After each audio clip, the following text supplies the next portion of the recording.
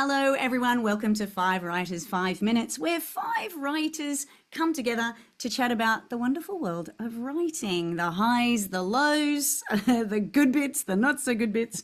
My name is Deborah Abela. I'm Nathan Luff. I'm Lian Tanner. I'm Sarah Armstrong.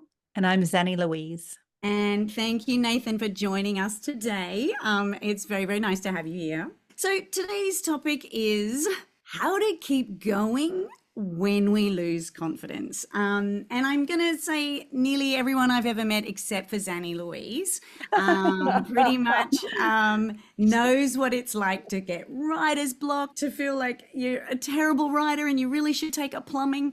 And so this is good for me to talk about right now because I recently pitched a novel to my publisher. I pitched like the first 10 chapters, the whole synopsis of the book, breakdowns of everything, and she could not have been more underwhelmed. And that's not what you want, right? When you put your heart and soul into this book. So this also happened though with a book of mine, The Book of Wondrous Possibilities. And so what I did with that and what I'm doing at the moment is, okay, I'm taking away the stuff that she kind of looked excited about and other stuff she looked a bit bored with. And I thought, right, I just basically need to trash this. I need to rebuild it, keep the stuff that I'm excited by, and then I'm going to pitch it again. And I think I pitched The Book of Wondrous Possibilities 4 times before the lovely Zoe went, oh yeah, no, this one, I like this one. So it's actually good. It's not terrible, but I am struggling with that idea that maybe it is just no good. What I'm trying to do is remind myself that this has happened in the past, Deb. It's okay. Just keep the stuff you love, trash the stuff you know actually you weren't that excited by anyway, and just trust the process, because sometimes a novel is easy to write. The Kindness Project for me was an easy one to write. Others were really, really hard. And I think this one's just going to be hard. Nathan, how do you deal with when your confidence is a bit sort of wobbly? Yeah, I think in terms of a specific project, I'm like you, because the trick is you've got to maintain your excitement in the project or you're never going to get to the end. And so for me, I've invented this method. It's called the run-up method, copyright Nathan Luff. Run-up method, because a lot of writers will tell you, I remember this advice that I've heard many times, which is, don't rewrite as you go, just get to the end and then you've got something to work with. And I like that idea because I am a rewriter. That's my favorite part of the process, but not rewriting as I go doesn't actually work for me is what I've discovered. And what works for me is rewriting that initial bit over and over and over and getting it really good.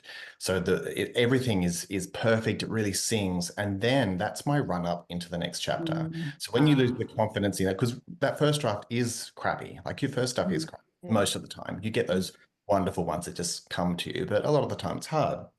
When you reread that chapter that you've made singing, you're like, yes, I can do this. It's almost like cheerleaders. And then you get into the next bit, you get partway through it before the confidence drops and then you can go back. And so if I keep doing that, I get through to the end of the book. And then the first half will be pretty good, and then it just falls apart. You know, there's a face plant to the end, but got to the end. That's the important thing. So that's my run-up method. Oh, can I tell you, copyright Nathan Luff, I love the run-up method. That's brilliant. Lian, what do you do? Yeah, I love the run-up method too. I call it scaffolding because you're building the scaffold from the bottom, you know, and if there's a weak bit at the bottom, then the stuff at the top isn't going to work. I think probably my favorite metaphor for a writing career is the roller coaster.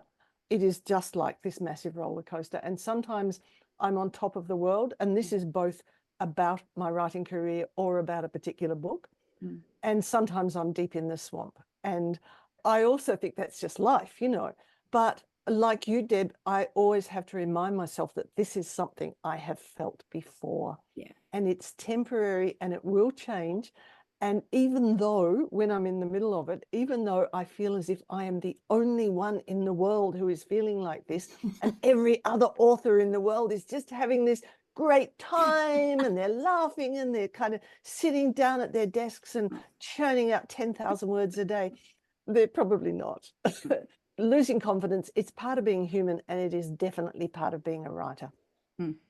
Yeah, I agree. I mean, I think I've sort of just taught myself to ignore those voices over the years. I just sort of, they come in, the sort of voices that might sap my confidence. I just sort of have developed an ability to encapsulate them and just sort of put them over there somehow. I don't know how I've done it, and almost don't want to inquire too deeply in case I jinx it. But if I do get a little bit wobbly, I just come back to like sort of the fundamentals that I teach, because I know any story can be made to work if you just keep working at it. And it's like, okay, don't expect too much on my first draft.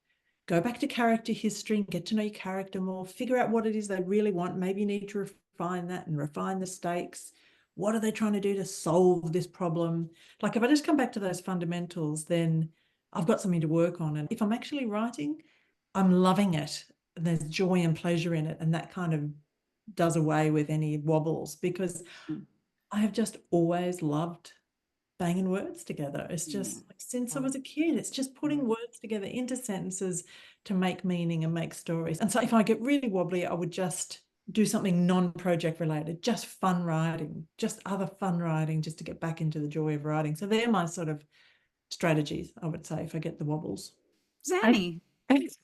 Well, you threw me in the deep end, Deb, by saying other than Zanni Louise, who never loses confidence, because I've lost confidence many times. But I do have some tricks. And actually, Sarah, what you said there at the end about reminding yourself of the joy that you get from it is probably my number one thing. And there was a time back really early in my career, I'd published 2 picture books. I'd sent literally 100 stories into the universe to various agents and publishers and all sorts of people. And I was waiting and waiting and waiting. And the only answer ever was no, or just no, not for us.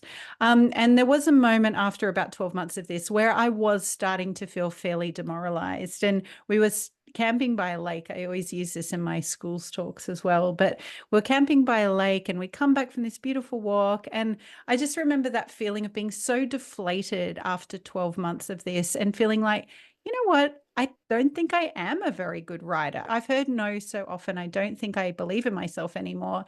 And my husband said to me at the time, well, I think you should give up. You know, it's clearly making you miserable. And I remember the like vitriol. I felt like, wow, how could you say that? I am not going to give up, because the thing that I enjoy is the writing itself. Like Sarah said, it's the joy of stringing words together. And I was like, no, I'm just going to write, and I don't care about anything else. I don't care about publishing books or anything. What I enjoy is the writing itself. I opened my computer that day and lo and behold, I did have an offer for 5 books. So there you go. It was like the universe had to teach me this first, but I haven't forgotten that very important lesson. And it's about coming back to that joyful place more than anything else. And that's what restores my confidence. And the other little trick I have is writing so quickly that I write ahead of my self-doubt. So it's kind of like I have to finish the project. And in recent projects, I think I do have a little bit more confidence, and it means that I've been able to slow down and enjoy the process a little bit more, knowing that, yeah, I will get to the end. Like Sarah said, once I can tinker and do all of that stuff, I'll get there eventually. It's all good. Just relax. Anyway, remind yourself why you do it and come back to that joy. Yes, and can I tell you, I read Holly Ringland's book, The House That Joy Built, and that just talks all about that self-doubt, that joy. I mean, I think it's a really incredible book. It's lovely to read, sort of start to finish, and just remember the joy. So, thank you so much, everybody. We are a podcast and a YouTube thingy, and we will be back next time talking about more writerly stuff. Bye. Bye. Bye.